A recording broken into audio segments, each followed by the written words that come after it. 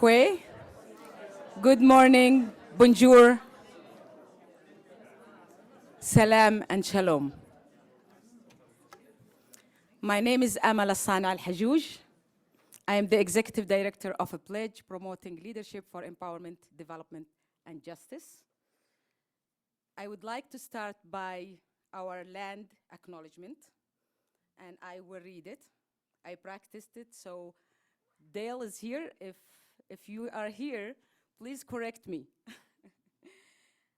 I would like to begin by acknowledging that the land on which we gather today is the traditional land and unceded territory of the Kanien'kehá:ka Nation. Montreal, known as Tiohtià:ke, has long served as a meeting place for many indigenous people. When I was exploring the history of Montreal and trying to get back into the roots of that city, I discovered something very interesting. As Tiohtià:ke, Montreal, meaning a meeting and a gathering place, my village Legia in the Naqab Negev Desert has the same meaning because of the well that people used to come from different tribes, different villages, and different communities to gather around that well. For me, Montreal is my second home. So if my second home, Tiohtià:ke, and my first home, Legia, have the same symbol of bringing people together, creating bridges and building bridges, that's what I stand for this morning and every morning.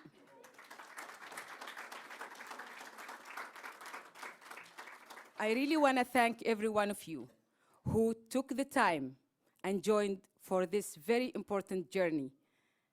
The room I shared with some of my friends is full of love. I feel it, and I think every single one of you is feeling the love in this room. That's what we need in our world. We need to spread that love, to have it there to remind ourselves of our own humanity. We can sink into pain, in deep pain, because there is a lot of pain out there. But I resist and I refuse to sink into the pain. Pain, if it's there and it's deep, can pollute our hearts. But if we have the courage, we can transform that pain into hope. And when I say hope, that's my name, Amal. And when you play with the letters of my name in Arabic, you just switch the letters and it turns from pain into hope. So that's also my message, how to turn our pain into hope and give people hope around the world. So Pledge is a non-profit social change organization, stands for the idea that all people share the same rights. We work with the most marginalized people around the world. We work locally in Montreal, we work nationally, and we work internationally, with the idea that people, especially the indigenous and the marginalized groups, if they get the opportunity, they can shape our future in the best way. They can share their knowledge, their wisdom, and their love. We have different projects, and I am sure Hania and Sasha provided you with a description, so you will have it. And I don't want to talk more about the organization because you can read about it. I want to go into the initiative. As I said, it takes courage to transform pain into good actions and positive change.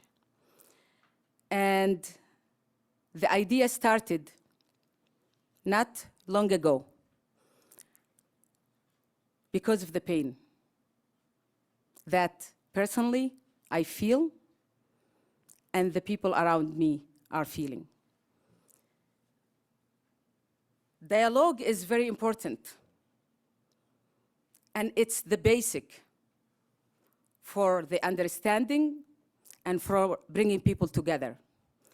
And I am really happy, and it's a great pleasure to be with you today for the opening ceremony. It's a long journey, but from the start, I see you, I see the smile, and most importantly, I feel the love in the room. I won't speak much about the initiative right now because I'm gonna describe it after the panel, but I really wanna invite my close friend, colleague, and partner, Brian Bronfman, who for many, many years, I don't wanna say how many because then people will know how old I am. But at least 20 years, so I'm 35. So it started when I came 1997 to do this very unique fellowship program at McGill University. And Brian was there, and we started doing the dialogue and narrative exchange together in 2013. So it's a long, long journey together. Brian Bronfman is the president of the Peace Network and also the partner of this initiative. When we spoke together, that was exactly what we wanted to do. We said it's time to bring people together. It's time not to submit to the hatred and to the pain. And it's in our hands as people. We have the agency. It's really very easy to cry and to be over there saying there is nothing that we can do. We can do a lot. We can create the change that we all deserve and our children in the future deserve. So I would like to invite Brian because he's gonna be the MC and he's gonna lead us through this very long journey, but short day, but long journey in the future. Welcome, Brian, and welcome to you all.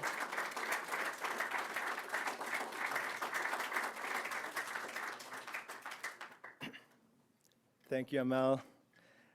Merci tout le monde. C'est fantastique de voir tellement de monde ici aujourd'hui. Je pense qu'il y a des gens sur l'Internet aussi en virtuel, alors ça c'est super aussi. Alors, je vais parler tantôt en français, mais pour m'exprimer au début, je vais juste donner quelques mots en anglais pour que je puisse le faire comme avec tout le sens, l'esprit que je veux projeter. Même en français n'est pas tellement mauvais que ça, mais je suis un peu mieux en anglais quand même.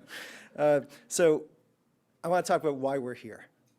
We're here because we believe in unity over division, in trust over doubt, in dialogue over silos, in compassion over indifference, and love, or at least like, over hate. We're also here because we care about our city, its inhabitants, and its communities. And we're here because the only cure for hopelessness, as you kind of made reference to, Amal, is to take action. And that action can be as simple as ensuring that people can be together in a safe environment where they can express their thoughts and their feelings, and they can hear one another. They can hear those thoughts and they can hear those feelings in a way that wouldn't otherwise be possible. So creating those spaces, those safe spaces, is what this project is all about, with the goal of helping mend our fragile and, unfortunately at times, quite shattered social cohesion. We want to make Montreal a model of peace. We want it to be the city of peace that we all believe in, that we all benefit from, and that's reflected in the tree of peace, the indigenous tree of peace that's in the center of our flag for the city. Maintenant, je vais mentionner des choses un peu plus techniques. Ce lancement, cet événement aura lieu jusqu'à midi, suivi par du réseautage, des discussions informelles et des bouchées qui vont durer jusqu'à 13 heures. Peut-être il y a certaines personnes qui pensaient que Fadi Daguerre était pour être ici. Malheureusement, le chef de police n'a pas pu être présent aujourd'hui à cause des problèmes qu'on a entendus ce matin, en effet, dans la ville. Mais toujours, on a un agenda fort intéressant et Fadi, je sais qu'il aime bien notre projet et va nous aider autant que possible. Donc, notre agenda va débuter avec une vidéo d'introduction par la très honorable Michaël Jean. Cela sera suivi par un discours de Neil Santamaria, qui est directeur général de la Fondation canadienne des relations raciales. Est-ce que j'ai... Directeur Québec. Oh, directeur Québec. Oui, ça c'est vrai. Et ensuite, on aura un panel animé par Sophie Langlois. Je les correcte dans mes autres mots, mais là, j'ai vu l'erreur. Un panel animé par Sophie Langlois qui va discuter le sujet renforcer nos espaces partagés en temps de conflit. Et on aura comme panélistes la rabbin Lisa Grushko, l'imam Hassan Guillet, Dale Dion de Ganawage et le professeur Patrice Broder. Donc maintenant, on va débuter, comme j'ai mentionné, avec une vidéo. J'ai le plaisir de vous présenter cette vidéo inspirante de la très honorable Michaël Jean, qui est une femme exceptionnelle que j'ai le grand plaisir de connaître grâce à son implication avec le Réseau pour la paix et l'harmonie sociale. Parmi ses multiples accomplissements et implications, Madame Jean est ancienne gouverneure générale du Canada et fondatrice de la Fondation Michaël Jean. Cette fondation a comme mission la mobilisation des jeunes en faveur de l'inclusion et de la justice raciale par l'entremise de la créativité, de l'art et de l'innovation. Et on va voir ces influences, toutes ces valeurs dans la vidéo qui suit. Donc, on est prêt pour la vidéo.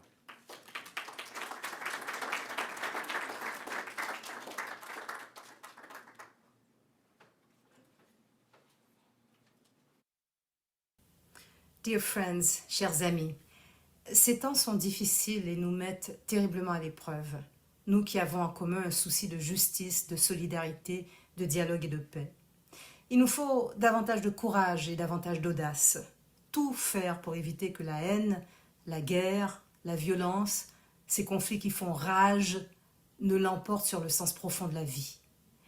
Permettez-moi donc de saluer ce moment qui nous est accordé pour que nous en parlions et surtout votre engagement qui est si louable et si honorable. Je m'empresse de me joindre à vous avec 2 questions. Tout d'abord, le conflit est-il le véritable problème?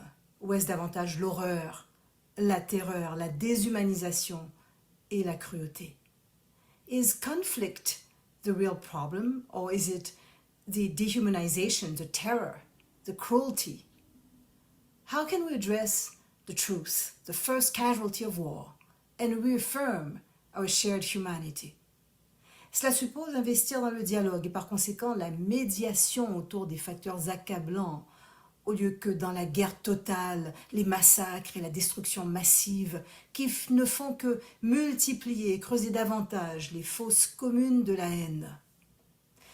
À l'évidence, on n'a pas su soutenir les populations.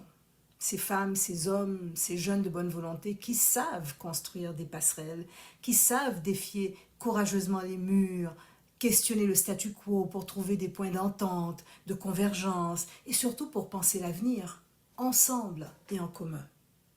On n'a pas reconnu la force de la contribution de toutes ces citoyennes, de tous ces citoyens qui pensent et qui agissent pour la co-construction d'un monde sachant vivre en paix. On a sur eux trop systématiquement détourné le regard. Or, le choix des moyens n'est pas sans conséquence. Il est de la plus haute importance. La fin est dans les moyens, comme l'arbre est dans la semence. Nous savons la valeur et l'impact de ces initiatives de dialogue et de paix.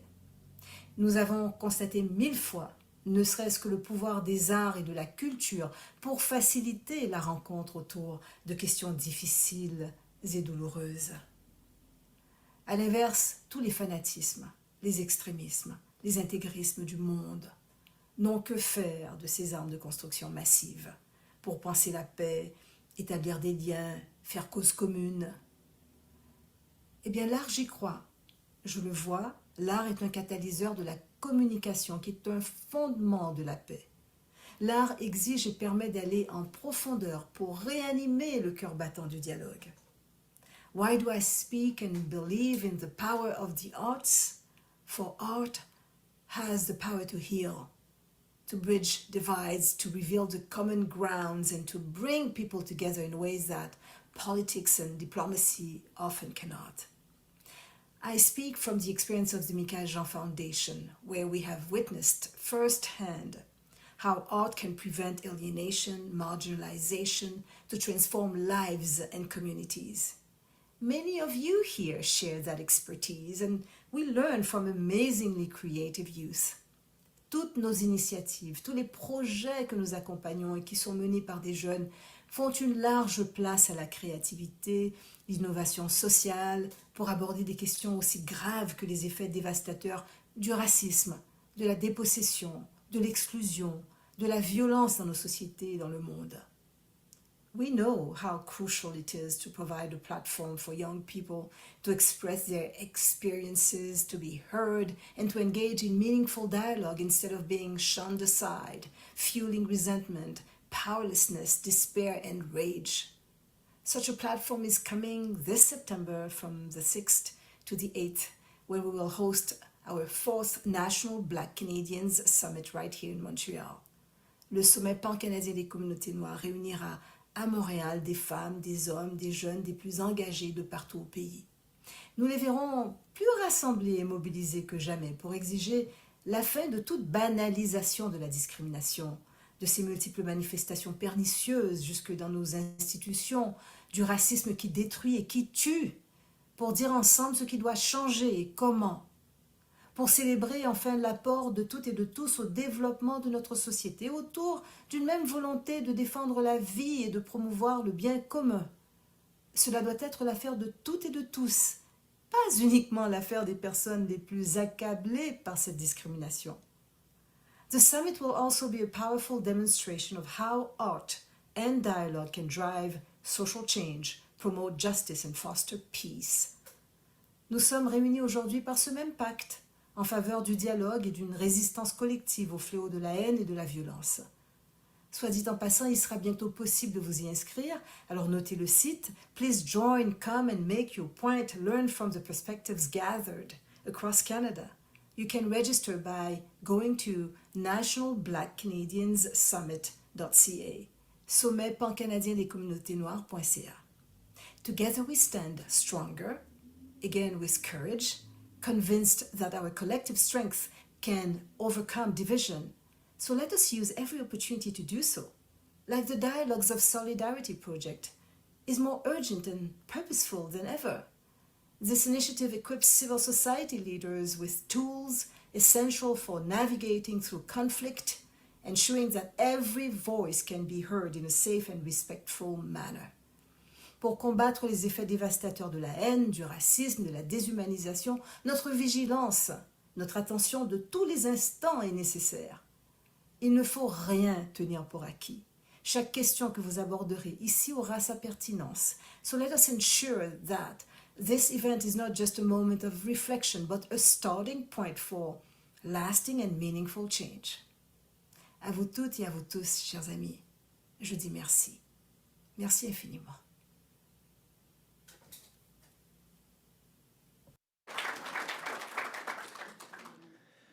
Comme on en voit, Madame Jean, comme j'ai dit, elle est une femme exceptionnelle. Ses valeurs, ses efforts, ses projets sont tout tellement liés avec ce qu'on fait avec les dialogues de solidarité. Et elle était une des premières personnes à entendre l'idée du projet dire oh, c'est quelque chose dont on a tellement besoin dans notre société. Je serai vraiment là pour vous. Alors, elle est là pour débuter les choses, l'activité aujourd'hui. Mais parlons des gens qui ont reconnu au début la valeur des dialogues de solidarité. J'ai maintenant le plaisir d'introduire Neil Santamaria, qui est directeur régional du Québec pour la Fondation canadienne des relations raciales. J'ai une petite introduction là.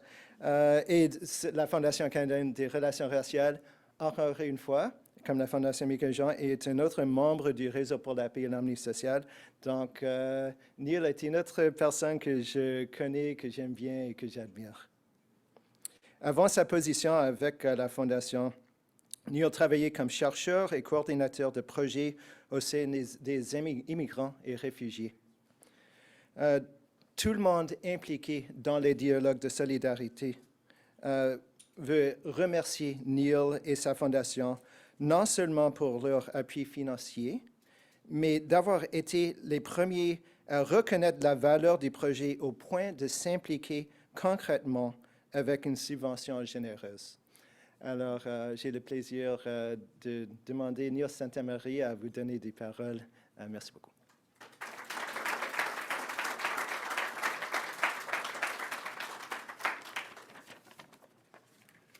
Bonjour. Alors, en ces temps de tensions et de conflits territoriaux, j'aimerais commencer par reconnaître une nouvelle fois que nous sommes situés en territoire autochtone, lequel n'a jamais été cédé.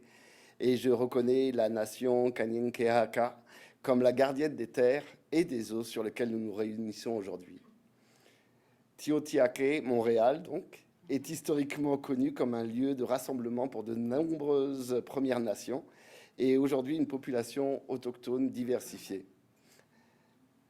C'est dans le respect des liens avec le passé, le présent et l'avenir que nous reconnaissons les relations continues entre les peuples autochtones et les autres personnes de la communauté montréalaise. Alors, je vais passer à l'anglais. Je pensais que c'était plus un public anglophone, mais je suis francophone, donc bear with me, please. It's with great honor that I take the floor today on behalf of the Canadian Race Relations Foundation at the opening of this event, whose theme is dialogue and solidarity. And I would like to begin by expressing our gratitude to the organizers, partners, and all the participants who made it and who have made of this event a reality.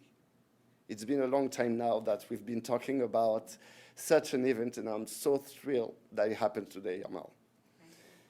The Canadian Race Relations Foundation and its National Anti-Racism Fund are the essential pillars in the fight against discrimination and hate and the promotion of inclusion in Canada and Quebec. Our mission is clear. We are committed to using systemic approach involving partnerships and community engagement, awareness raising and mobilization to advance public policy in the fight against racism and hate. And the least we can say now is that the polarization in our society has been increasing dramatically for the past 7 months. The same goes for the deep-seated prejudices and the systemic barriers that continue to marginalize certain communities. But as a progressive society, it's our collective responsibility to tackle these issues head-on. In every community, there are people, so many people, eager to work together, to build together, and to put forward what they have in common, their ability to listen to the other and feel the pain.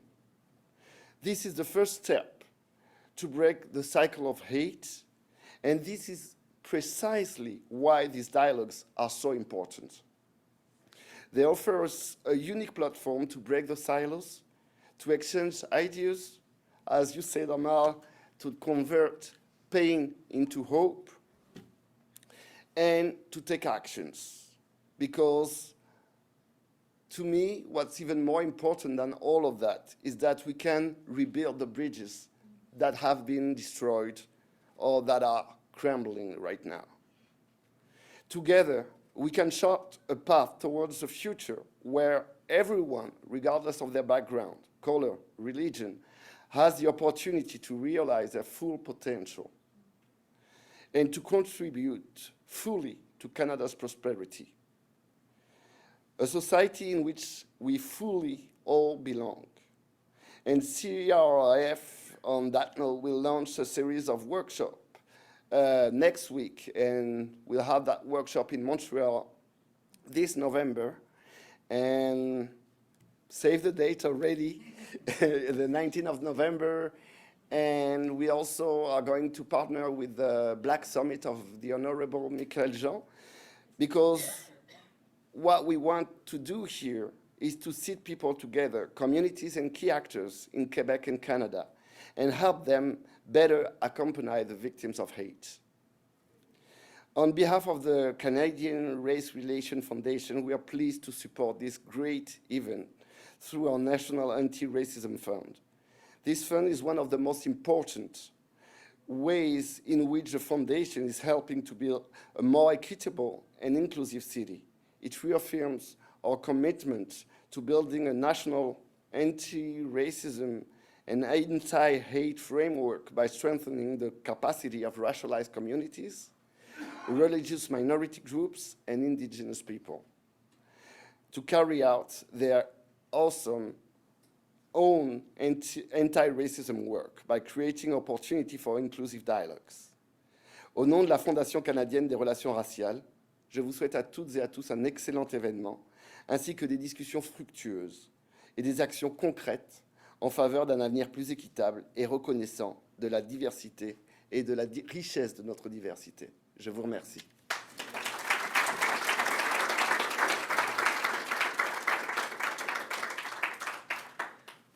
Merci beaucoup, Neil. Encore une fois, je sais, on a vu comment tu partages ces valeurs et on voit comment le Réseau pour la paix, la Fondation Michael Jean, Clairement Pledge et la Fondation canadienne des relations raciales sont tout axés sur les solutions concrètes, pratiques, réelles, pas symboliques, mais qui ont un impact sur notre société. Voici, avec le dialogue, je pense qu'on a des solutions. On a des solutions à main pour contrer la violence et la haine qui commencent malheureusement à entrer dans notre société. Mais comme j'ai dit avant, on est une société, une ville de la paix. Et on ne va pas laisser ça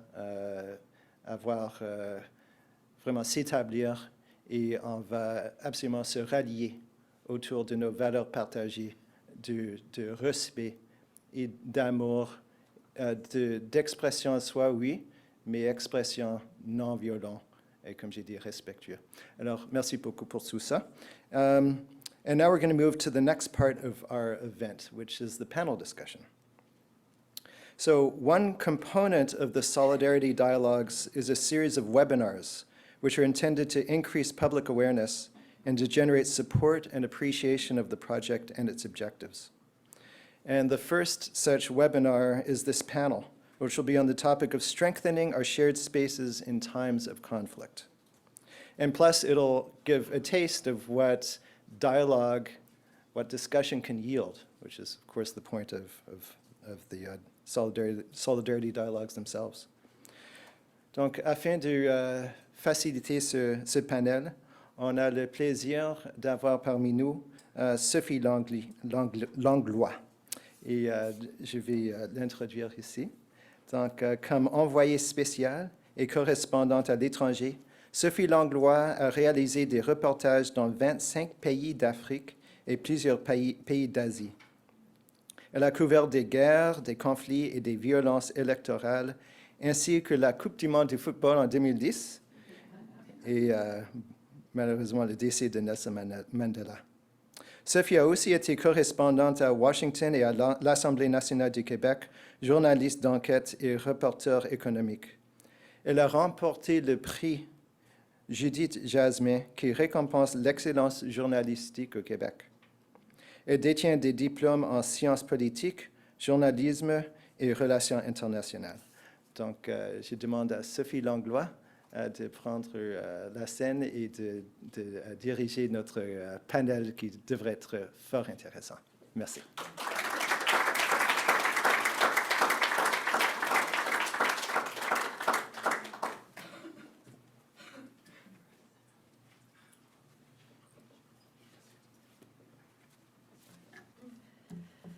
Bonjour, merci d'être là. Merci de m'avoir invitée. Je suis très nerveuse. Ce n'est pas mon habitude. Je suis hors de ma zone de confort. Comme je disais ce matin à M. Bronfman, je suis plus à l'aise sur des terrains hostiles en Afrique ou ailleurs dans le monde que dans une salle de conférence. Mais ça me fait plaisir d'y être parce que je crois et j'ai accepté d'être ici parce que je crois profondément que c'est en se parlant qu'on peut s'ouvrir à la souffrance de l'autre, et c'est comme ça qu'on peut éloigner les préjugés et la haine. J'en dirai pas plus, je suis journaliste, je dois rester neutre, donc je serai modératrice, et ça me fait grand plaisir de vous présenter 4 personnes riches en expérience et en dialogue, justement. Ce sont tous des experts, parce que soit ils l'ont beaucoup pratiqué, beaucoup étudié, ou les deux, et les deux. Alors, on m'a dit qu'on avait 40 minutes, donc ça se peut qu'on dépasse un petit peu le midi. Mais aussi, je dois vous informer qu'on ne prendra pas de questions de la salle, mais après, vous aurez la chance d'aller poser des questions, si vous en avez, à nos invités, dans la salle là-bas. Donc, je vais inviter mes invités, je vais les inviter à prendre place, et après, je vais vous les présenter un après l'autre et leur laisser un petit peu la parole avant d'animer la discussion. Donc, j'inviterai Mrs. Dale Dion. Please come and sit in the front. She is a Mohawk leader in reformative justice. You should keep your translation for the discussion, because some of the panelists will be speaking French. You please come and sit. Wherever you want. Yeah, I didn't plan that. I didn't prepare the seating assignment. Monsieur Hassan Guillet, imam bénévole.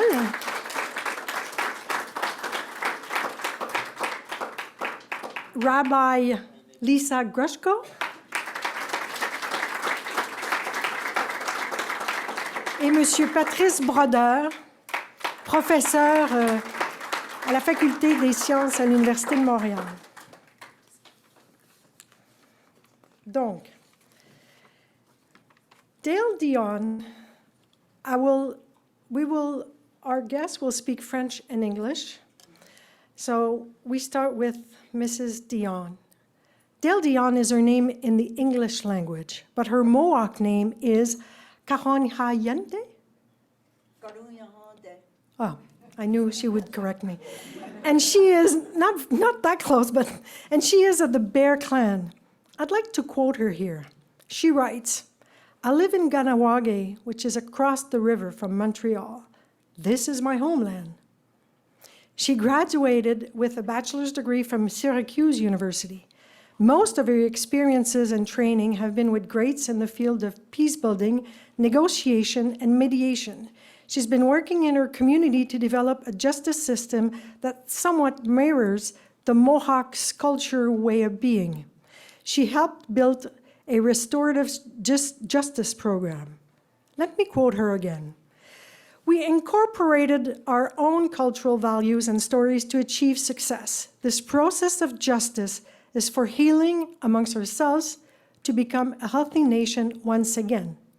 Incidentally, I'm supposed to be retired, but I realize you cannot retire from life, and what you've learned needs to be shared with whomever will listen. So we're here to listen to you. You have 2 minutes to tell us why you thought it was important to participate in this dialogue today."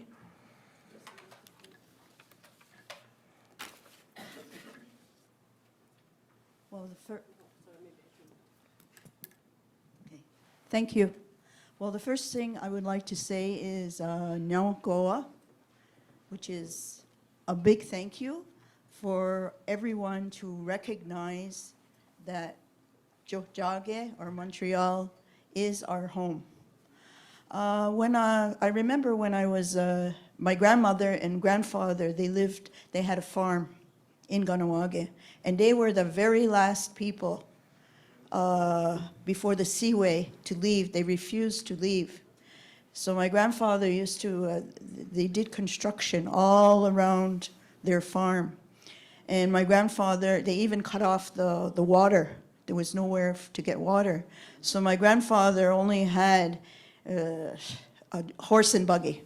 So he used to have to travel every day to get water and to bring it home for the animals and for the family.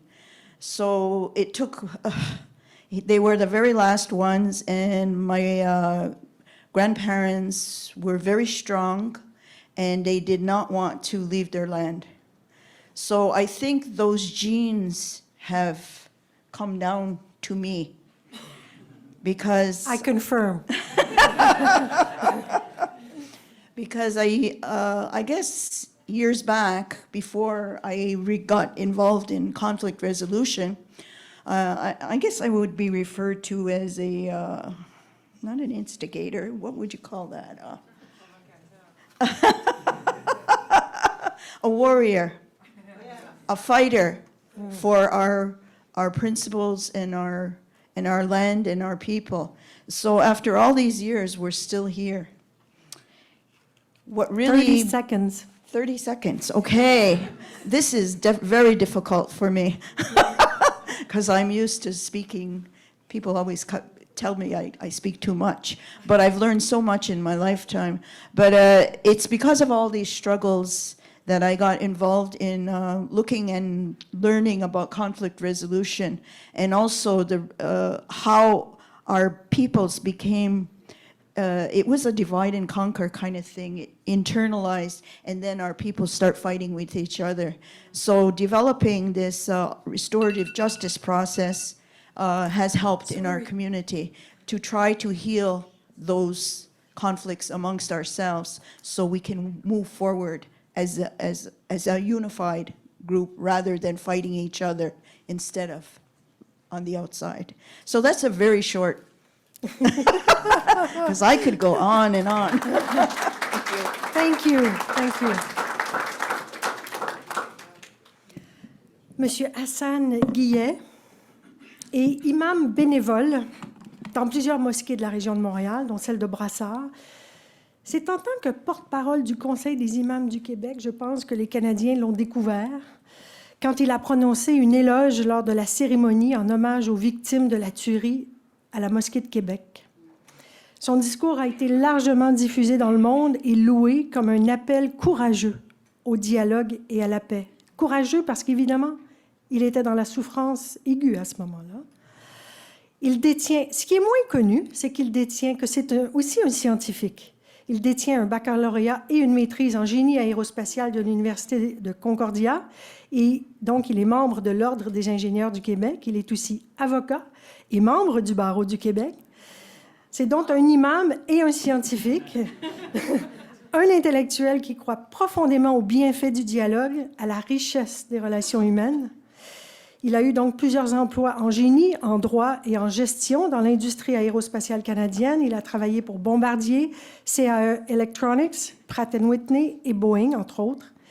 Et après une grande carrière dans l'aérospatiale, il s'est concentré sur sa vie spirituelle et l'engagement social. Il a fait des études supérieures en théologie islamique à l'université Jihan en Chine, ce qui m'amène à vous dire qu'il parle couramment juste 5 langues, l'arabe, le français, l'anglais, l'espagnol, l'italien, et qu'il a aussi une bonne compréhension de l'allemand, du perse, du turc et du mandarin. Tout est dans tout. Monsieur Guillet, je vous donne la parole, 2 minutes.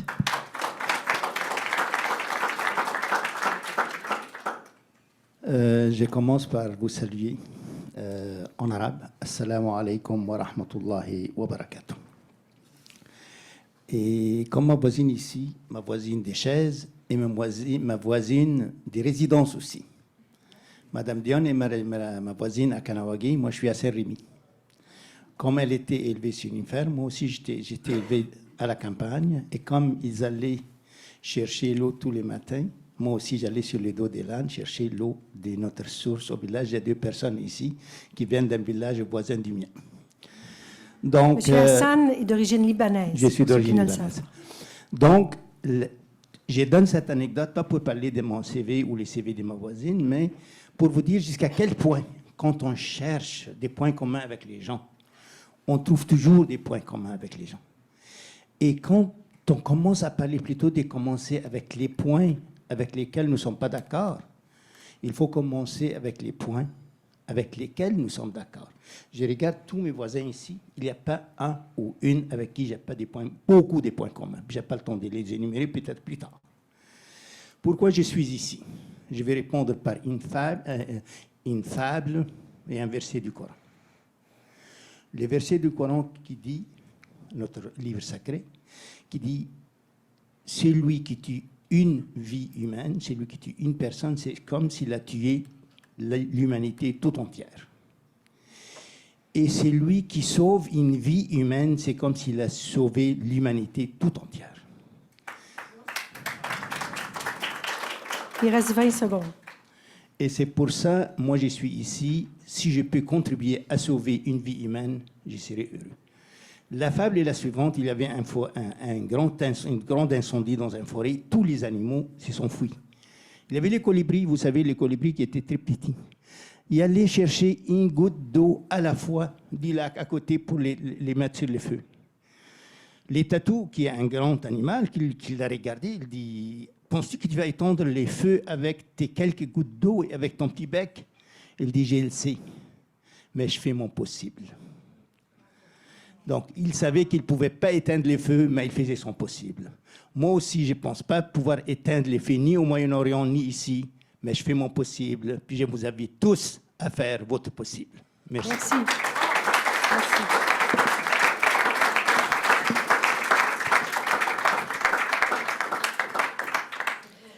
Rabbi Lisa Grushko, she's rabbi at the temple Emmanuel Bet Shalom. She has studied a lot in her life, still does, as I think most rabbis do, and imams and prêtres. She got a Bachelor of Arts from McGill University, was then a Rhodes Scholar at Oxford University, where she earned a master's degree in Judaism and Christianity in the Greco-Roman world, and then a doctorate. She was ordained a rabbi in 2003 at the Hebrew Union College Jewish Institute of Religion in New York City. Upon graduation, Rabbi Grushko joined Congregation Rodolphe Shalom in New York City, where she served as associate rabbi. She became senior rabbi in Montreal in 2012. She is the author of many publications. One I'd like to underline is Writing the Wayward Wife. I Googled that last night, and I think it makes her a feminist. And maybe someone rich, because that work is sold $177 on Amazon. Please. Don't take it from my 2 minutes, but No. I have to tell you, every 5 years, I get a letter from the publisher of that book saying that I have not earned enough for them to write me a check. And then every 10 years, I get a check for enough euros for a cup of coffee. Mais il faut que je dise, je suis tellement heureuse d'être après l'imam, parce que nous avons la même tradition, that to save a life is to save a world. So I thank you for bringing that into our conversation today. I'm here, I was counting, 5 reasons. 5 seems like a good number. Premièrement, je suis une amie d'Amal. I'm here because I'm a friend of Amal. And what that means is that we have a relationship with each other and we trust each other. And that even though there are things on which we disagree, we know that at the end of the day and at the beginning, we care about each other and we want what's best for one another and one another's family. And I say that not just because everyone should be a friend of Amal, though that's true, but because relationship and trust, to me, are the foundation of dialogue and so essential to us being here together. Deuxièmement, je suis une Montréalaise. I'm here as a Montrealer. And along with others of you, when I was getting my second cup of coffee this morning, I looked out the window at this extraordinary view. And I thought how beautiful this city is from above. And I'm here because I want it to be as beautiful in our streets and in our schools as what it looks like from here. And right now it doesn't. And so we have significant work to do. Troisièmement, je suis ici comme la rabbine du Temple. I'm here as the rabbi of Temple. And Temple, since 1882, has been a champion of bridge building and of dialogue back from the day when it was radical for a Catholic and a Protestant and a Jew to sit together. Can you imagine, right? And so that work of bridge building and bridge rebuilding, to echo what Neil said, because some of those bridges are burnt and some are crumbling, and it is a painful, challenging time, but we don't abandon that work. That's the third reason. 10 seconds. Oi. Fourth reason, I'm a Jew. I come from a tradition that believes not only in peace in the abstract, but in strategies of dialogue and conversation and how we talk to each other through conflicting values. I'm going to keep that one short. Fifth reason, comme un être humain, as a human being. I really appreciate that this is a launch and a beginning. It's not a quick fix. We are human beings. We are flawed. We're imperfect, but we spend our lives trying to get better and to listen and to learn. And the only way I think that we can move forward is by doing that and by doing a lot more listening than we do speaking. I'm going to squeeze in one more thing. Amal spoke about hope. The word for hope in Hebrew is tikva, and it's based on the word kav, which means thread. And so what I take from this sitting here together is that that thread is fragile, that that thread connects us, and that that thread is something that we have the ability and the responsibility to strengthen. Thank you.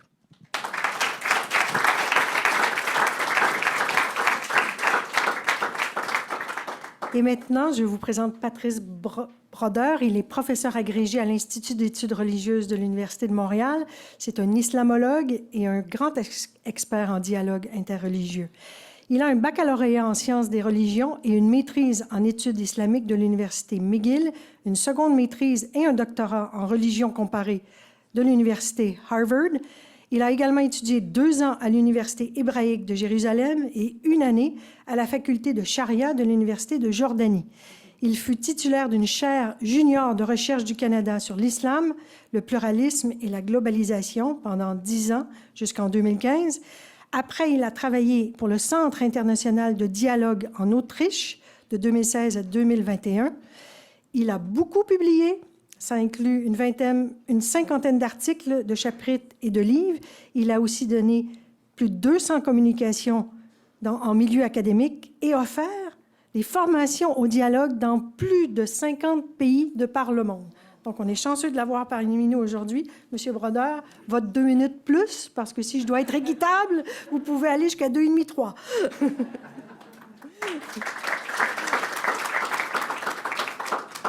Merci beaucoup. Permettez-moi de débuter en partageant ma joie d'être ici ce matin. Kwekwe, bonjour, good morning, sabah al-khair et boker tov. Pour moi, c'est très important, c'est symbolique, mais ça démontre une ouverture à l'autre. C'est pour ça que je suis ici, pour apprendre avec vous, ensemble. Et déjà, j'ai beaucoup appris simplement en écoutant mes confrères et consoeurs ici devant. Je vais mettre mon chapeau académique pour quelques minutes, enfin pour 2 minutes. Il existe, pour quelle que soit la nature d'un conflit dans le monde aujourd'hui ou dans le passé, il existe au moins 6 catégories de personnes. Une première catégorie, c'est les personnes qui sont inconscientes, sont ignorantes de ce genre ou de ce conflit en particulier, quelles que soient les raisons. La deuxième catégorie, c'est les personnes qui en ont entendu parler, mais elles sont apathiques. Et ça se résume en disant « je m'en fiche ». I don't care. La troisième catégorie de personnes, ce sont les personnes qui sont conscientes, se tiennent au courant de façon générale sur la nature du conflit, qu'est-ce qui se passe, mais veulent demeurer neutres. Le problème avec les 3 premières catégories, c'est qu'il n'y a pas de neutralité, en fait. Parce que ces 3 premières catégories sont des personnes qui, en fait, participent au statu quo d'une société, d'un monde, avec toutes ces justices et ces injustices et ces conflits. 4e sorte de personnes, ce sont les personnes qui, elles, veulent s'informer, veulent continuer à s'informer et prendre différents points de vue pour mieux comprendre qu'est-ce qui se passe. Mais elles ne s'engagent pas. 5e catégorie de personnes, elles font comme la quatrième, mais s'engagent, deviennent des activistes d'une façon ou d'une autre à une échelle plus ou moins grande. Et finalement, la cinquième catégorie de personnes, c'est les personnes qui se rendent compte que pour être des meilleurs activistes, pour arriver à mieux comprendre, il faut faire du dialogue. Il faut entrer en dialogue. Et je crois que nous, ici dans la salle, on est probablement, par rapport à au moins un conflit en particulier, on est plutôt de la sixième catégorie, je l'espère. Mais la réalité, c'est qu'il y a tellement de conflits dans le monde aujourd'hui que chacun d'entre nous, moi le premier, on est souvent plus dans une des trois premières catégories. Parce qu'on ne peut pas se tenir au courant et être un activiste et faire du dialogue sur tous les genres de conflits qui peuvent exister dans le monde aujourd'hui. Mais, à travers le dialogue et la pratique, on peut s'ouvrir au fait qu'on est limité chacun d'entre nous et qu'on a donc besoin de chacun d'entre nous qui s'implique et s'informe dans d'autres conflits que ceux dans lesquels on décide de s'impliquer, de façon à pouvoir quand même demeurer le plus informé possible. Merci. Ça fait 3 minutes. Miigwech. Miigwech. Miigwech. Merci.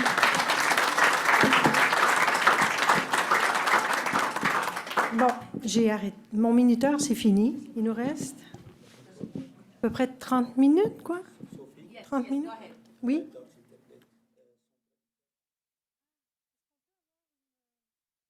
Qui va permettre à Dionne de bien comprendre les nuances des intervenants en français.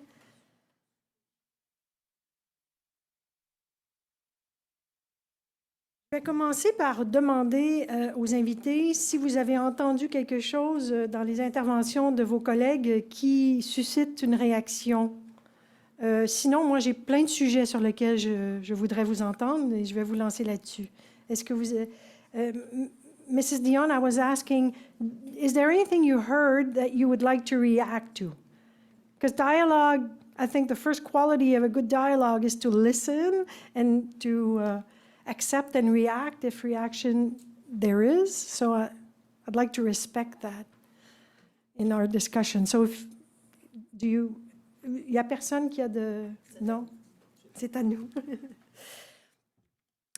Je vais commencer par poser une question. I'm going to ask you a question, Mrs. Dion, because I think there's an elephant in the room here, and it's called Gaza, and we might be totally, concentrated on the impact of that conflict in our lives in Montreal. So before we get to that, you're an expert in reformative justice. You know what conflicts are. You've lived it in your body, in every parts of your self. How did you come to conclude that you needed another way to resolve conflicts than punishing the adversary? Let's put it that way. And the reason why I'm starting there is because I did some research yesterday to prepare this panel, and I Googled Mrs. Dion's name with the word reformative justice, and I came on an article she wrote about 15 years ago on bullying. Lots of violence, verbal and physical, in schoolyards. We all know that, right? It's happening everywhere. And in that article, there's one sentence that I will quote you. We need to remember that punishment can be dangerous and ineffective and can reinforce the very behaviors we want to stop. How did you come to reformative justice? And how does it work? Thank you for the question. Well, I've been working as a teacher as well, but most of my life I've been involved, I guess, probably since about 1988, maybe even earlier, 79, with all of the confrontations that our communities, Mohawk communities, have had with various governments. Either it's the Canadian government or the United States government, and we're living on little postage stamps where we were originally. Our original land base is North America, but this is where we are. So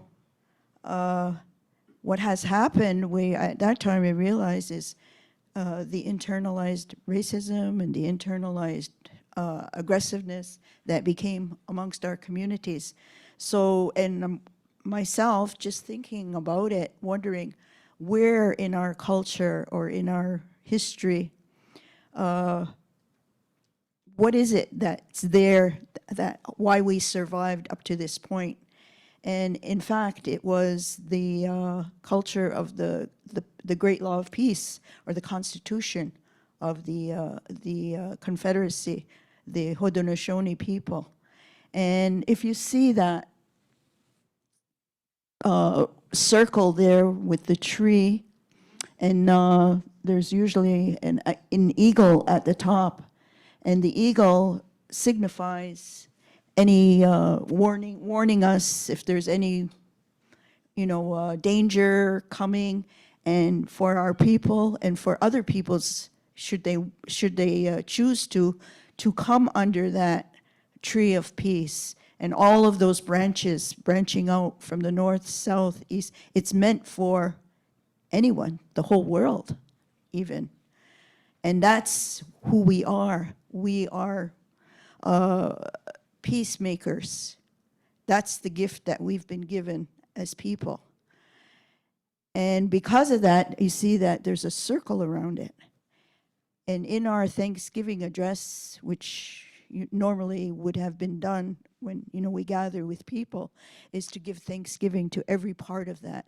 And it's all of the trees, all the natural world and everything that keeps us alive, and giving thanksgiving for that, and that interconnection with our people, that we are all equal. We're no higher than the tree outside or the grass. We all have our own spirits, but we need that interconnection. And when that interconnection is broken, say for instance with the environment now, things that are happening, all of the other things, the wars, everything that's going on, it's our responsibility as people and as a world to rebuild that interconnection. So that circle is very important. That ideology for us is very, very important. I don't know if I'm answering your question. No, but that's okay, because I will ask it. But those are the things of who we are as a people. And to be able to share this history and this ideology, because when the Europeans came here, first of all, we had a completely different worldview. That's why they couldn't understand us. Even as far as land is concerned, we can't own land. Land belongs to all of us to share and to take care of. Mrs. Dion, I have to stop you there because I'm going to ask the same questions to the other. Okay, I'm since sorry. You're not quite As answering the questions. As I said. I'm going to repeat that sentence because I think Okay. I think bullying is a good image because it's become very popular, worldwide bullying. Leaders do it amongst themselves. Trump is a leader in that. Nations do it to one another. And if to reinforce the very behaviors you want to stop by punishing the other, what is the alternative?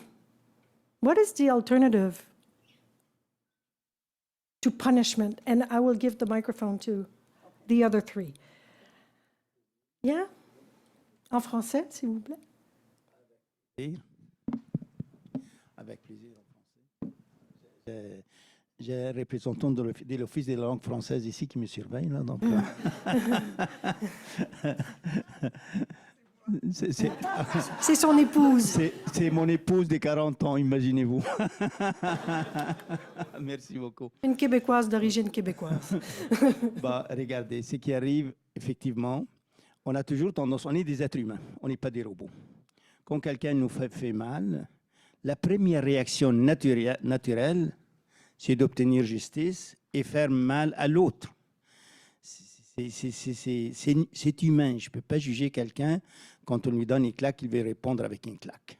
C'est pas tout le monde qui est Jésus qui dit si quelqu'un te donne une claque, tourne-lui l'autre côté. Ça ne fonctionne pas comme ça.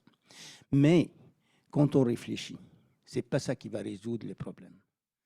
On ne peut pas combattre la noirceur par la noirceur. Si on veut combattre la noirceur, c'est avec la lumière. On ne peut pas éradiquer la haine par la haine. J'ai longtemps venu de la part de certains politiciens, beaucoup de politiciens au Moyen-Orient, qu'ils veulent mettre fin à ça. Puis qu'est-ce qu'ils font? Ils cultivent cette culture de haine, ils cultivent cette culture de violence, ils cultivent cette volonté de vengeance. Donc, la meilleure façon de répondre au bullying, c'est d'essayer de comprendre, essayer de raisonner, sans nécessairement céder. Il y a une personne que j'ai étudiée beaucoup, c'est Mahatma Gandhi. Mahatma Gandhi, il est loin d'être, on dit qu'il est un homme de paix, qu'il est pour la non-violence. Oui, mais il était loin de vouloir céder ses droits. Au contraire, il se battait pour ses droits. Il se battait pour libérer les sous-continents indiens, mais d'une autre façon. Il ne répondait pas à la violence par la violence, mais il regardait qu'est-ce qui peut influencer l'autre. Comme on se rappelle, essayer de faire en sorte que les fermiers indiens ou les pauvres indiens puissent être autosuffisants. Comme ça, il tirait les tapis sous les pieds des compagnies anglaises qui tenaient au colonialisme pour des raisons économiques. C'est quand ils prennent de leurs mains ces couteaux-là, qui est les raisons économiques, ils n'avaient plus de raison. Donc, morale de l'histoire, c'est le bullying, on répond en enlevant les raisons de ce bullying. Mais, revenons à Montréal, j'ai encore quelques secondes? Non. Parfait. Donc, j'aurai le temps après. Merci, bye. Rabbi Grushko, I'd like to complete that. Yeah. There's a lot of pain in Montreal right now amongst different communities. Jewish are now scared of telling that they're Jews because they can be called assassins, even if they don't support this Netanyahu government or whatever. Palestinians or people who defend what's happening, or not defend, but denounce what's happening in Gaza, are being threatened of being cut off a scholarship or losing a job. How do you make that pain on each side in Montreal? How can you ease it so that people can start listening to each other again? Grande question. It's a big question. I think that timing really matters. We couldn't have done this on October 8th or 9th. And there is still a lot of rawness and a lot of pain. We have to recognize that everywhere. And I think that we societally have a desire to find the quick fix, and that there's no quick fixes here, right? And that to be able to speak to each other, and more importantly, to listen to each other, requires developing a certain set of muscles, right? It's the willingness to be in the room, but also the ability to stay in the room when it gets tough. And I think that that's what we're trying to do here, and what Amal and Brian are bringing together here.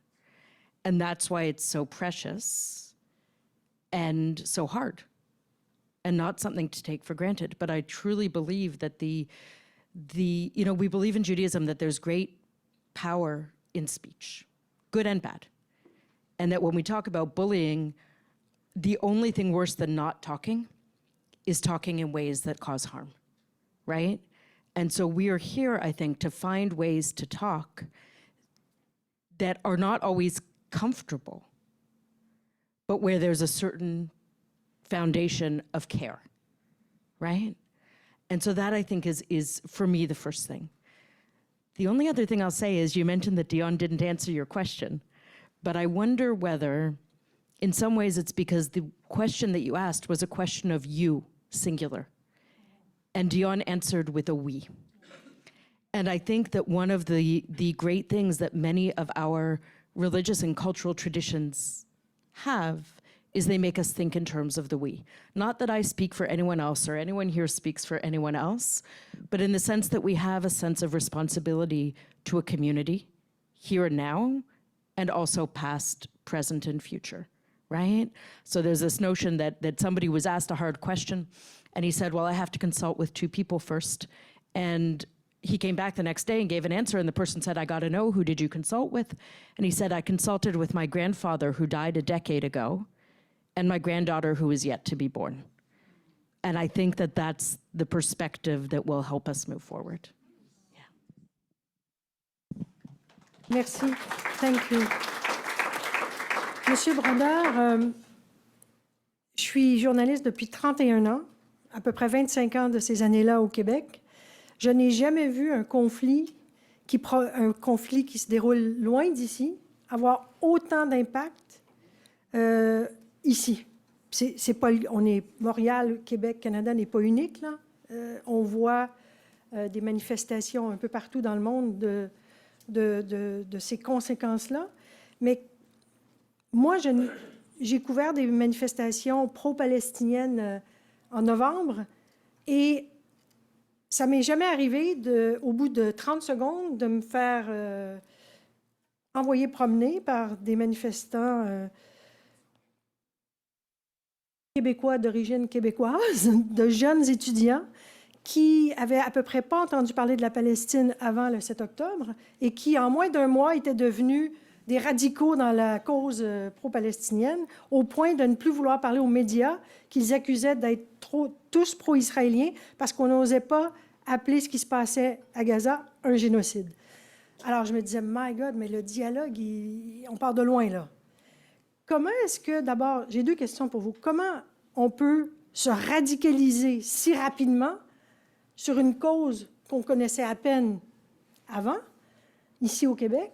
Et comment on fait pour faire en sorte que, comme société, on se remette à écouter les arguments de l'autre bord, la souffrance de l'autre? Vous êtes un expert en dialogue interreligieux, cette souffrance-là entre communautés, vous la connaissez bien, vous êtes habitué de réessayer de guider les gens vers un rétablissement de pont. Comment on fait ça au Québec? Ben, c'est 2 grandes questions. Je suis content que le timer soit plus sur votre téléphone cellulaire, mais le temps est toujours là quand même, tout à fait. Non, je dirais que premièrement, je crois qu'il faut aussi distinguer que selon les âges, toute la question de la neurologie sur le développement du cerveau fait en sorte qu'aujourd'hui, on peut comprendre qu'à un moment donné, il y a des différentes étapes dans nos vies, selon les âges. Et que quand on est plus jeune, à un moment donné, il y a des étapes au niveau du cerveau qui font en sorte qu'on prend peut-être plus facilement position de façon radicalisée, dans le sens de soit d'un côté, soit de l'autre, et ainsi de suite. Et que les nuances viennent davantage avec le temps. Donc ça, c'est en partie une chose qu'il faut garder en arrière, je dirais. Mais quel que soit l'âge que l'on a, il est possible de se retrouver de façon... on peut se retrouver radicalisé. Donc ça, c'est certain. Donc, une des choses, c'est qu'à un moment donné, ce que ça implique, dans un premier temps, c'est un souci de justice. On a une soif de justice à l'intérieur de nous qui fait que quand on voit certaines choses, selon les couvertures médiatiques que l'on écoute ou non, et selon les gens avec qui on parle ou non, mais aussi selon l'éducation qu'on a reçue et surtout selon les identités qui sont les nôtres. On a des enracinements profonds, souvent millénaires, parce qu'une des raisons pour laquelle le conflit est tellement difficile en Occident, c'est que c'est un conflit qu'on ne peut pas comprendre si on ne retourne pas au moins 2000 ans derrière. Un long voyage. Ça prend tout un voyage pour ça. Bon, mais en gros, on a besoin donc de reconnaître qu'au cœur de ces revendications, même radicalisées, c'est qu'il y a un souci de justice puis il y a des souffrances. Puis ça, il faut développer une compassion sur ces racines-là. Même si on est fondamentalement en désaccord avec la conclusion ou le discours que quelqu'un peut avoir, et ainsi de suite. Dans le moment présent, c'est qu'il faut connecter avec la personne à un niveau profondément émotionnel et spirituel dans le sens humain. Et pour moi, ça, c'est absolument un petit peu comme les parents. Les parents qui rencontrent et qui entendent leurs propres enfants dire des choses qui, des fois, leur font... Enfin, ils font les cheveux hérissés, là. Et ils ont besoin de comment je réagis, mon enfant qui dit quelque chose que je ne peux pas tolérer, je ne peux pas accepter. Si on tombe trop vite dans le jugement, le parent lui-même devient le bully, la personne qui impose de façon trop rapide un jugement négatif, et ça cause des problèmes à long terme sur les rapports entre les enfants et les parents souvent. Donc, on a besoin de développer cette capacité de compassion à l'écoute de choses qui peuvent être fondamentalement à l'encontre de qui nous sommes et comment nous, on perçoit la chose. Donc ça, c'est déjà tout un défi en soi.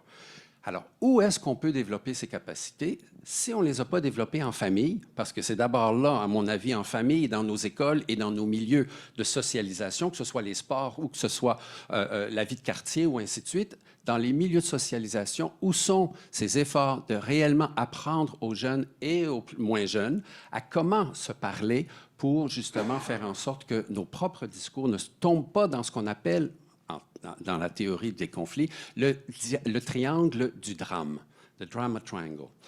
Mais plutôt que l'on participe dans nos façons de s'interagir, de s'écouter, on participe de ce qu'on appelle un empowerment triangle, un triangle où on se donne la capacité de devenir plus humains entre nous de façon solidaire, justement. Donc, il y a des réponses, justement, aux questions de bullying qu'on connaît maintenant au niveau de la sociologie des dynamiques de groupe et de personnes interpersonnelles. Il faut mettre ça en pratique et les lieux, c'est précisément à travers des dialogues de solidarité comme celui-ci que ces lieux-là peuvent se créer, se développer.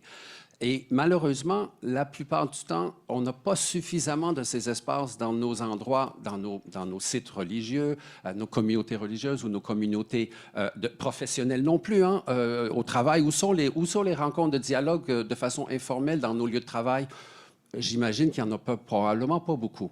Donc, à un moment donné, c'est à chacun d'entre nous, des fois, de prendre l'initiative et de dire, bon, dans mon milieu de travail, je vais faire le premier pas, je vais aller vers l'autre. Et de façon informelle, je vais essayer de créer ce lieu de dialogue où on va pouvoir s'écouter dans un premier temps pour éventuellement échanger nos perspectives, nos différents points de vue, en sachant que, comme on dit toujours, enfin maintenant dans le contexte ici, on ne va pas nécessairement résoudre tout ce qui va se passer là-bas, mais ça va nous permettre d'humaniser l'autre pour ne pas le diaboliser, parce qu'on sait une chose, c'est que diaboliser l'autre, c'est ce qui rend permissible les tueries. Et donc, on ne veut pas aller là. Donc, il faut faire l'inverse, le chemin inverse. Donc, humaniser, s'humaniser, créer les espaces. Et c'est à tous les niveaux, que ce soit famille ou dans n'importe quel milieu de vie que l'on rencontre. Merci. Wow! Wow! Vous n'avez pas de minutage, mais quand vous savez que votre temps est restreint, vous faites un résumé extraordinaire. C'est très efficace. Merci. Je vais poser une dernière question et j'aimerais que chacun y réponde. Mrs. Dion, I will ask you in English, but the same question to everyone. Amal, when she coached me for this moderation, talked to me about courageous discussions and the lack of leaderships to let these discussions happen. Our leaders, and I will not define them, but generally, they've been lacking leaderships to allow, to create and permit courageous discussions in safe spaces so people can talk about sensitive issues, painful topics, without fearing reprisals or without fearing to be called an assassin. What each of you would recommend to one of those leaders to give them the courage to do that, to allow for those discussions in their environment, whether it's a working environment, a teamwork, a school class, whatever. Hello. Having technical difficulties here. I didn't understand anything that you said, but it sounded like you did a great job.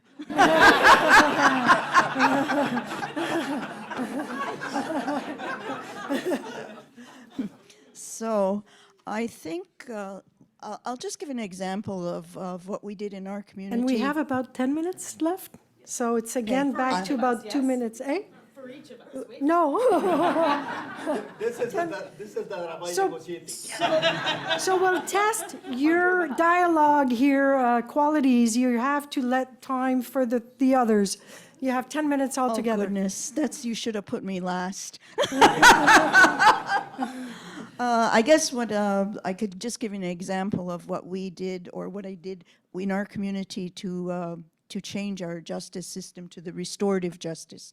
And restorative meaning trying to get things back as normally as possible. Because in conflict, when you have people in conflict, if you look at it through the lens of it's an opportunity for change and bringing those people together.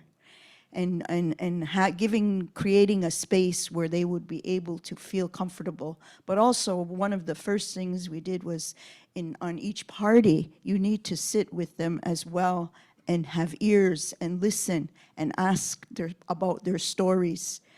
And often it's, if it's a very violent situation, they're very angry, they have all these emotions. But by the time both parties do the same thing separately, and then together, by the time they come together, a lot of those emotions have, gotten lower. So it's an opportunity for people to speak to each But other. you have to have a leader to get these people together to talk. How do you convince a leader who doesn't have the courage to do that because he fears the infighting or the consequences on some of the people? How do you convince a leader to have that meeting? Well, perhaps the best thing is to empower them by putting them through that process as well, right from the very beginning, so that they understand the changes that happen when you do have dialogue and you have open dialogue and listening, rather than just talking, but listening as well. And listening meaning that you're not just listening or sitting there looking like you're listening and just waiting to pounce on your own idea, not even listening to it. Okay, yeah, I heard you, but this is what I think. So it's a matter of being good a listener and being good I remember No. That's analyze, but listen. good advice. Thank you. Monsieur Guillet? Permettez-moi, avant tout, merci pour la question qui est très complexe, mais je vais essayer de répondre d'une façon simple. Permettez-moi d'être cynique un peu ici. Ce n'est pas une question de convaincre les leaders. Il faut leur montrer leurs intérêts. Malheureusement, c'est comme ça. Et aussi, il y a le niveau micro et le niveau macro. Quand on regarde le niveau micro, les deux côtés du conflit au Moyen-Orient, les leaders, ce qu'on appelle les leaders, les deux autorités qui sont capables de continuer la guerre ou d'arrêter. Les deux, je ne vais pas mentionner les noms parce que ce n'est pas la place, mais les deux savent que les jours que la guerre arrête, ils sont finis. Donc, ils n'ont pas intérêt que la guerre arrête. J'ai beau à leur donner tous les arguments, j'ai beau à sortir Platon et Aristote de leur tombeau puis les convaincre. Ils ne vont pas écouter. Ils se battent pour leur vie. Ça, c'est au niveau micro, qu'ils soient à Jérusalem ou à Gaza. Leur vie politique. Leur vie politique et même leur vie personnelle. Les gens de Gaza, c'est leur vie personnelle. On dit qu'on veut les chercher, puis on veut ou bien les tuer ou quoi. Donc, et donc, c'est leur vie. Ils se battent pour leur vie. Donc, ce n'est pas une question de les convaincre. Et dans les macros, dont autour les autres leaders à travers le monde, surtout les places où il n'y a pas beaucoup de démocratie, ils ont peur de leur population. Ce n'est pas une question de les convaincre. La seule place, la seule petite lueur d'espoir, c'est dans les pays démocratiques. Et nous sommes chanceux ici de vivre dans une démocratie. Peut-être elle n'est pas parfaite. Mais au moins, les leaders ici savent que dans 2 ans, 3 ans ou quoi, ils ont besoin de venir nous demander de renouveler leur mandat. Là, ils réalisent qu'ils ont un intérêt de nous écouter. Ça, c'est une opportunité, une fenêtre d'opportunité d'essayer d'influencer nos leaders, de prendre des décisions, puis eux, peut-être, ils peuvent influencer les autres leaders. Ben regarde, si tu n'arrêtes pas de tirer, je ne te donne pas des balles. Probablement là, il va arrêter de tirer parce qu'il n'aura pas de balles. Donc, j'ai fini avec ça parce qu'il n'y a pas beaucoup de temps. Merci. Merci, M. Guillaume. Rabbi Gershkov. I mean, here's the thing. I think if we're talking about political leaders, by definition, they're oriented towards election cycles. And these are bigger and longer problems than we can solve with election cycles.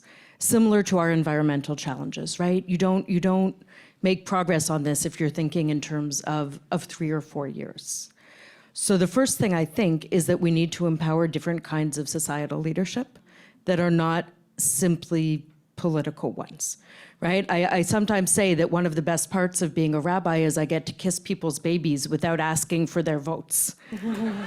And it's true. Yeah. Right? But why is that? It's because our focus is on building community. So we need to elevate and amplify the folks who are trying to build a shared community. But the other piece I would say is that, I mean, yes, we can focus on the courage of the leaders, and we all know from what we teach our kids sometimes that being brave doesn't mean not being afraid. It means doing something even though you're afraid, right?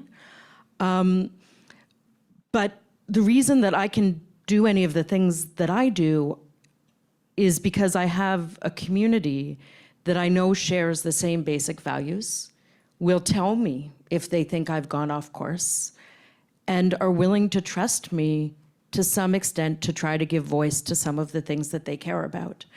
And the fact is, all leaders end up having to listen most to the people who are loudest, right?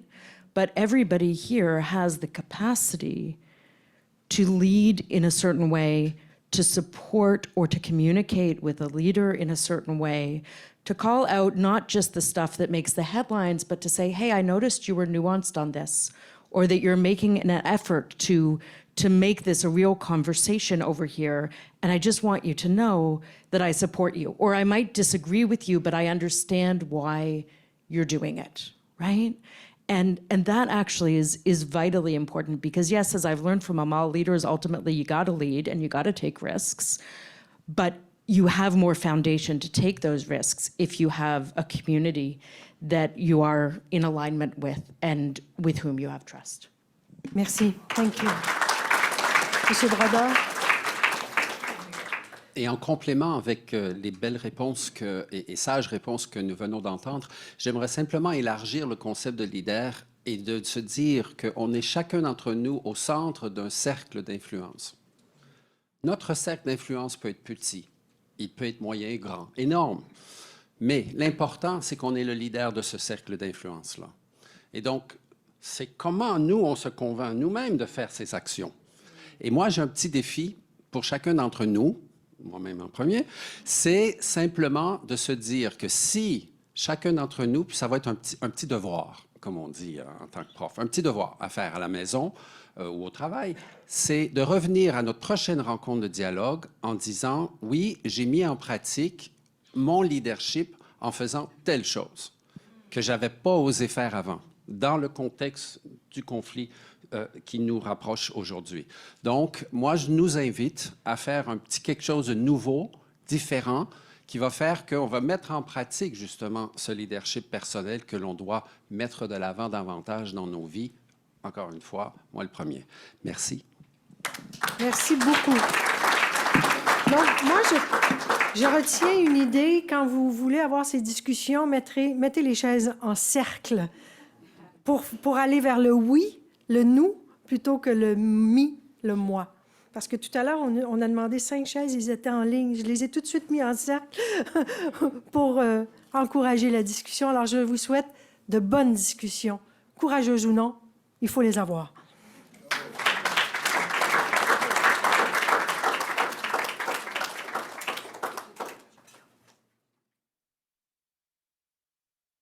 Donc, merci Sophie, merci à tous nos panélistes. Thank you everybody. That was an incredible panel. There were so many insights.